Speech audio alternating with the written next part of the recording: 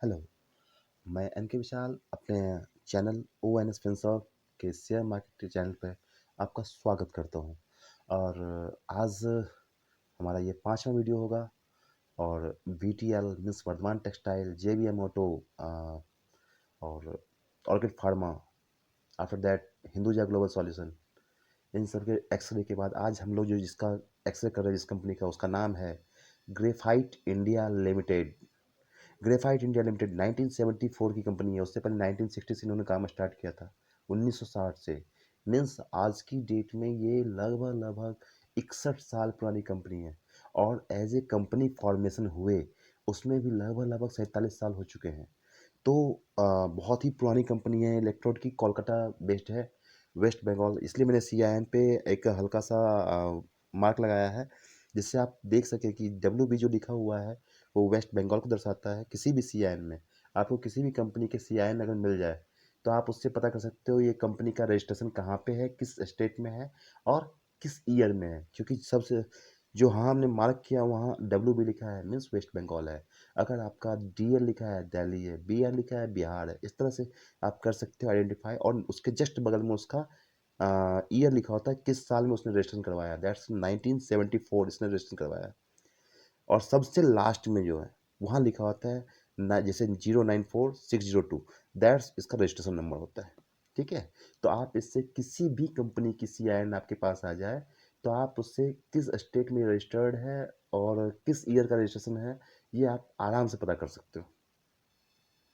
अब आते हैं ग्रेफाइट इंडिया को आज हमने क्यों चुना। ये थोड़ा सा इमोशनल है बिकॉज दैट इसका एक प्लांट जो है दैट्स हमारे शहर में भी लगा हुआ है, जो हमने टिक लगाया है बरौनी, जहाँ कोक एंड पेस्ट बनाया जाता है। ग्रेफाइट जो इलेक्ट्रोड होते हैं इनके ग्रेफाइट वाले, उसमें लगाने के लिए कोक एंड पेस्ट यहीं तैयार किया जाता है हमारे शहर में। इसलिए एक थोड़ा सा लगाव था। हमने कहा कि ये अचानक से जाते हुए नज़र पड़ी थी एक बार, तो मैंने कहा चलो एक दिन बनाएंगे इसके ऊपर वीडियो। और आज फाइनली वो दिन आ गया कि हम ग्रेफाइट इंडिया के लिए एक वीडियो तैयार कर रहे हैं। और इसका देखिए मेन इलेक्ट्रोड जो बनता है वो दुर्गापुर, नासिक, बेंगलोर और न्यूरमबर्ग जर्मनी में बनता है। सेम टाइप से स्पेशलिटी जो है वो जर्मनी में भी है एंड बेंगलोर में है, नासिक में है। कोक एंड पेस्ट बरौनी में बनता है। इन परवियस ग्रेफाइट इक्विपमेंट जो है वो नासिक में बनता है। जीआरपी नासिक में है। पावर इनका जो प्लांट है दैट से चुनचुन कटे एंड पिहाली बेंगलोर और नासिक में है। ठीक। अब आते हैं मेन चीज़ क्या है कि pioneers in manufacturing of carbon and graphite products in India. ये ग्रेफ GIL that's graphite India limited, इन्होंने 1960 से, मैंने वही बताया था ना, ये देखिए 1960 से उन्होंने काम स्टार्ट किया जो मैंने गोला डाला भी है। उसके बाद 1974 में एज ए कंपनी ये क्रिएट हुए थे। अब आते हैं हम लोग इसके मेन शेयर होल्डर्स पे। ये देखिए जो इंडिविजुअल शेयर्स हैं उनके पास, जबकि 2,11,000 लोगों के पास है, लेकिन फिर भी कितने शेयर्स हैं? मात्र 13.28%। आप सोच सकते हैं बहुत ज़्यादा नहीं है। जो 2 लाख से ऊपर वाले हैं वो केवल 4 बंदों के पास है, जिसमें कि 0.57% ओनली। अब आइए सबसे बड़ी बात है, दो मैंने टिक लगाए हैं बड़े बड़े, जो आप देख लीजिए। LIC, NIACL, ये बहुत बड़ी बात है कि भाई इन सब ने भी इसमें स्टिक ले रखा है। मतलब उनको भी लगता है यस इसमें कुछ पोटेंशियल है। IDFC स्टर्लिंग वैल्यू फंड हो गई, फिडेलिटी इमर्जिंग मार्केट फंड हो गई, इन सब ने इसमें स्टिक ले रखा है। अब हम आते हैं दैट्स अगले उस पर कि इनका प्रमोटर कौन है। प्रमोटर जो है सिद्धांत बांगुर, ये मेन है जो कंटिन्यू रहते हैं। और एक कंपनी है एमराल्ड कंपनी प्राइवेट लिमिटेड, इन्होंने मेन इसके स्टेक ले रखे हैं अपने पास, जो कि लगभग लगभग 64%, अगर 67%, 65 सॉरी 65% में 61.33 इन्होंने अकेले एमराल्ड कंपनी प्राइवेट लिमिटेड ने ले रखा है। बाद उसके बाद GKW 2-3% के करीब, 2% करीब में है। और बाकी सब उनके फैमिली मेम्बर्स ही हैं। Emerald matrix holding private limited, PTE limited भी है, लेकिन बाकी सब उसी में ही है। मेन इनके पास जो है होल्डिंग, प्रमोटर होल्डिंग, वो एमराल्ड कंपनी प्राइवेट लिमिटेड से है। अब आते हैं इनके रेवेन्यू जनरेट जो सन 2020-21 में कोरोना का माहौल रहा, उसके बावजूद भी 1839 करोड़ की रेवेन्यू इन्होंने जनरेट करी।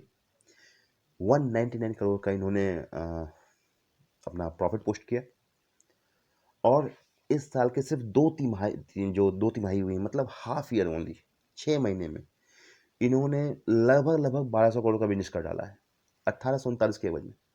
और जो नेट प्रॉफिट है इनकी, वो लगभग 300 करोड़ पहुंच चुकी है, जो कि 200 करोड़ थी, 199 करोड़ थी। तो 200 के एवरेज में 300 करोड़ तो इन्होंने सिर्फ 6 महीने में खड़ा कर दिया है अपना। और ईपीएस आप देखो 10 का था, 10.2 का था 2021 में, जो कि अभी लगभग 15% तो अभी खींच चुके हैं, 15.25%।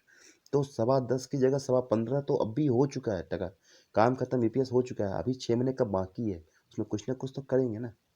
तो इसलिए मैं बोल रहा हूँ कि आप इसको ओके कीजिए। और ये सबसे लास्ट मैंने एक टिक लगाया है, नेट सेल्स हाईएस्ट है 692 करोड़ अभी की डेट में। तो कंडीशन ये है। अब आगे देखिए कॉर्पोरेट टैक्स, एक डिविडेंड पेइंग कंपनी है, रेगुलर तरीके से डिविडेंड दे रही है, जो कि सन 18 में इन्होंने 32 रुपये का डिविडेंड दिया था, 12 रुपये का एक बार और 20 रुपये का एक बार। पहले फाइनल डिविडेंड दिया, लेकिन जब देखा नहीं यार और भी मुनाफा हो रहा है, तो मतलब ये मैनेजमेंट, इसे कहते हैं साफ सुथरा मैनेजमेंट, जो आपको 32 रुपये का डिविडेंड दे रहा है। 2019 में इन्होंने 35 रुपये का डिविडेंड दिया। 2020 में उस तरह का इन्होंने देख लिया था मार्केट क्या कंडीशन हो रही है, उस वजह से सिर्फ 2 रुपये का डिविडेंड दिया था।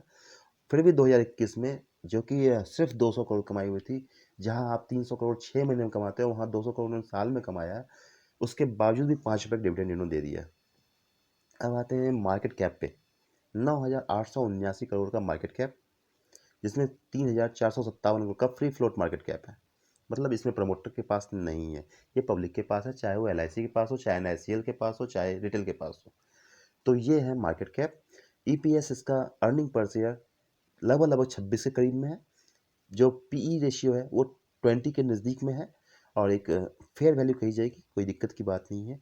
ये S&P BSE 500 में शामिल है, बीएसई के टॉप 500 कंपनी में शामिल है, एक ग्रुप का शेयर है। और इसका कोड है 509488 इन BSE and graphite in sorry NSE, yes, graphite in NSE। 505 रुपये 65 पैसे का आज क्लोजिंग है। और जो 512 रुपये कल की क्लोजिंग थी, आज 516 का उसने हाई बनाया है, 503 का लो बनाया है, 815 का इसका ईयर हाई है। और हम इसमें ज़्यादा नहीं, 15% तक का ग्रोथ या 20% तक का ग्रोथ इस साल के लिए देख रहे हैं। और इस साल का टारगेट जो हमारा रहेगा, वो लगभग 610 रुपये तक रहेगा इस साल का। मैं बार बार बोल रहा हूँ, 610 रुपये इस साल का, 2022 दिसंबर तक का टारगेट हमारा रहेगा। ये देखिए इन्होंने, जबकि पिछले एक महीने में ही इन्होंने 77 रुपीज़ का ग्रोथ दिया है। तो मैं बार बार बोलूँगा कि ग्रेफाइट इंडिया, अगर आपको एक 20% का हैंडसम रिटर्न चाहिए तो ज़रूर बाय कीजिए, लेकिन उससे पहले अपने फाइनेंशियल एडवाइज़र से सलाह ज़रूर लीजिए कि हाँ, हमें ये खरीदना चाहिए कि नहीं खरीदना चाहिए।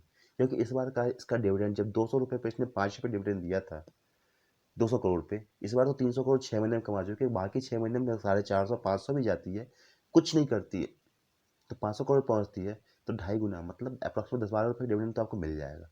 2-2.5% का तो उसमें डिविडेंड मिल जाएगा आपको। और इसके बाद बाकी का ग्रोथ हो जाएगा 15-20% का। तो 20% के ग्रोथ के लिए अगर आपको बाई करना है, तो अपने फाइनेंशियल एडवाइजर से सलाह जरूर लीजिए और इसको बाई कीजिए। धन्यवाद। जय हिंद, जय भारत।